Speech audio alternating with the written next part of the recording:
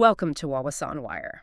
You know, a statement recently really cut through the noise in Malaysia, grabbed everyone's attention. It said, if the pardon does not qualify him to be prime minister, Anwar must resign as prime minister. That's quite a direct challenge, isn't it? And it came straight from Tun Dr Mahathir Mohamad himself, aimed squarely at Dato Seri Anwar Ibrahim. It really makes you sit up and think about, well, the relentless nature of our politics here. How the past always feels like it's casting this long shadow, constantly challenging the present.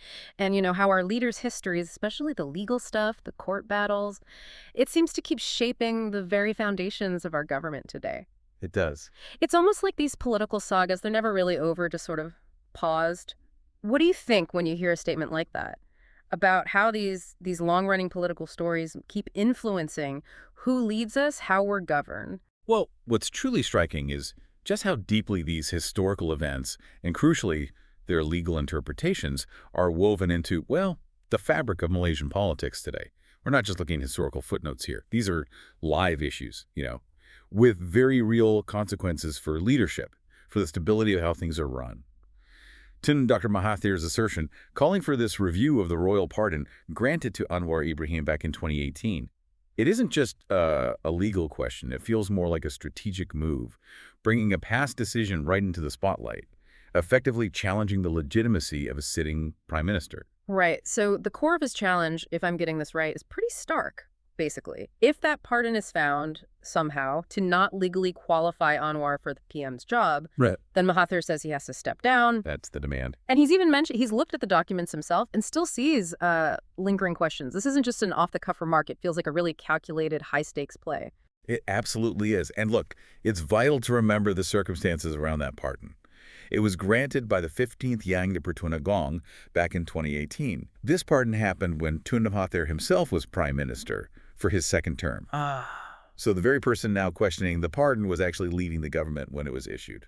That's a huge detail. Okay, so with such a bold challenge from someone like Tun Mahathir, what's the official line been? Has the Attorney General's chambers said anything? Yes, they have. The Attorney General's chambers, they've officially stated that this issue, the idea of Anwar losing his qualification as the Tambun MP and as prime minister, it simply doesn't arise. Didn't arise. Why not? Their legal position is based on the fact that the pardon from the 15th Yang di-Pertuan Agong was explicitly a full pardon. And that specific type of pardon means that, legally speaking, Anwar is considered to have never committed any crime in the first place. Never committed it, so it's like wiped clean. Exactly. As if the conviction was just erased from the record completely. Legally speaking. Okay, so it treats the past conviction as if it never even happened. And this really important clarification, that came as a direct response to a specific lawsuit, didn't it? Precisely. Yeah, this official stance was put forward directly because of lawsuits started by a former cabinet minister. He was the one challenging Anwar's eligibility. His argument was that the 2018 pardon didn't specifically exempt Anwar from a particular rule. Which rule was that? The 5-year disqualification period. Yeah. The ban from contesting elections for 5 years after being released from prison. Point was, if that ban still applied technically, then Anwar's election as the Tambun MP back in November 2022, and therefore his appointment as prime minister, would be invalid. that was his contention, yes, And invalid. That's a highly technical legal argument being used to question the very top leadership positions.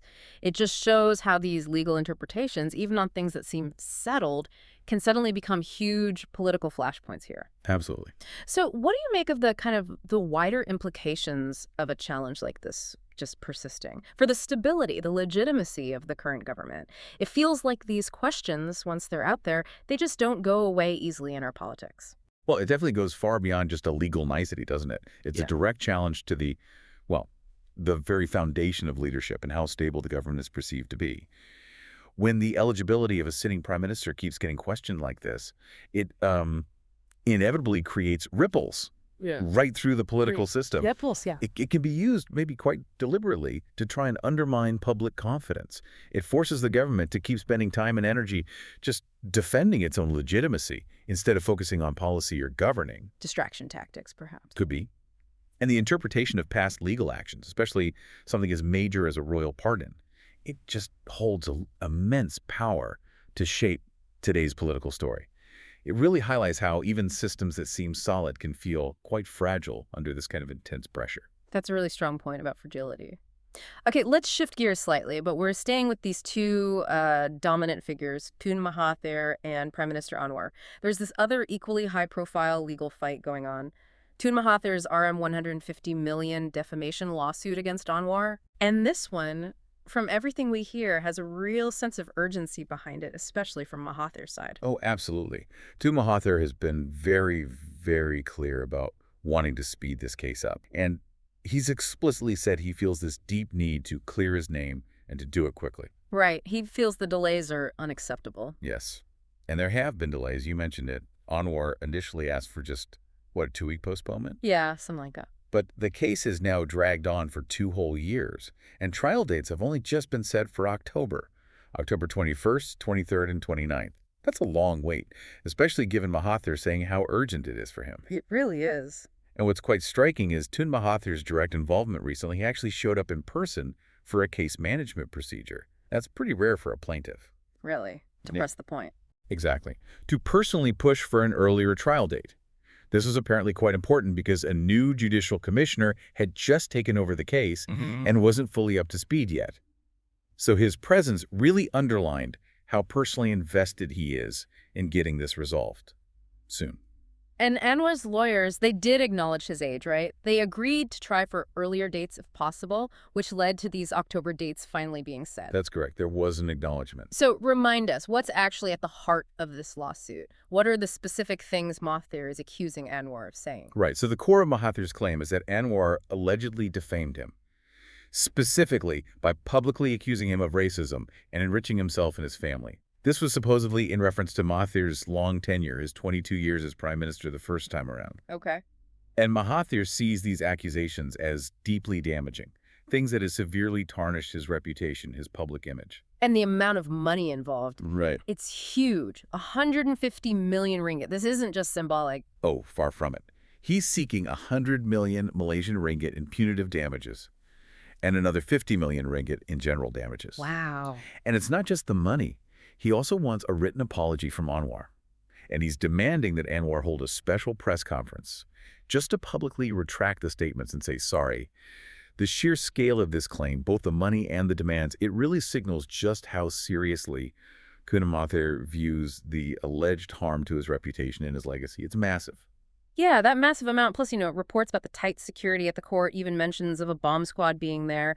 It just highlights how incredibly high profile this is and the intense public interest. It's more than just a court case. It feels like a national spectacle. It absolutely is. That level of security alone tells you a lot about the perceived sensitivity, the political tension around this very public showdown between two giants of Malaysian politics.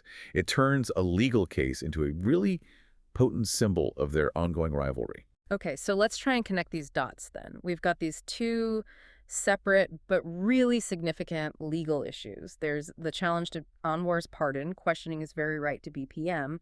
And then there's this massive RM 150 million defamation suit, both brought by Tun Mahathir against the current prime minister, happening more or less at the same time. It really makes you ask, what's the link? Why both? Why now with such intensity? Yeah, that's the big question, isn't it? This is where you have to step back and think about the, potential strategy involved. It seems pretty unlikely that these are just about getting narrow legal answers in each case. They feel like part of something bigger. A broader political strategy. Quite possibly. For Tun Mahathir, you could see these actions as maybe an effort to shape his legacy, or to push back against the current political narrative, or maybe just to stay relevant, stay influential by raising these really fundamental questions about the current leadership's legitimacy, its integrity. It really speaks to that relentless nature of political scrutiny we talked about earlier, where past grievances, old stories, they can always be brought back up as challenges today. It feels like a battle for the narrative itself, just fought using the courts as the arena.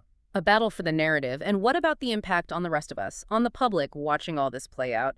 How do these constant, high-stakes legal fights between top figures affect public trust? Our perception of how the country is being run, the overall stability, it feels like the past is constantly dragging at the present, creating this sort of ongoing uncertainty. Well, these confrontations, they undoubtedly feed heavily into the political conversation, don't they? They shape how people see things like accountability, transparency, the very basis of leadership. When you have such fundamental questions being repeatedly raised about the people right at the top, it makes sure that the stories, the arguments from previous times, they stay very much alive. They stay hotly debated right now. Keeps the past very present. Exactly. And that doesn't just sway public opinion. It can also affect things like investment confidence, where the government focuses its policy efforts, maybe even the whole direction the country is heading. It really highlights a political scene where the past is, well, it's never truly buried, is it? It can always be dug up again to challenge whatever's happening now. So what we've really looked at today is how these echoes, these reverberations from political history, and how key legal decisions get interpreted.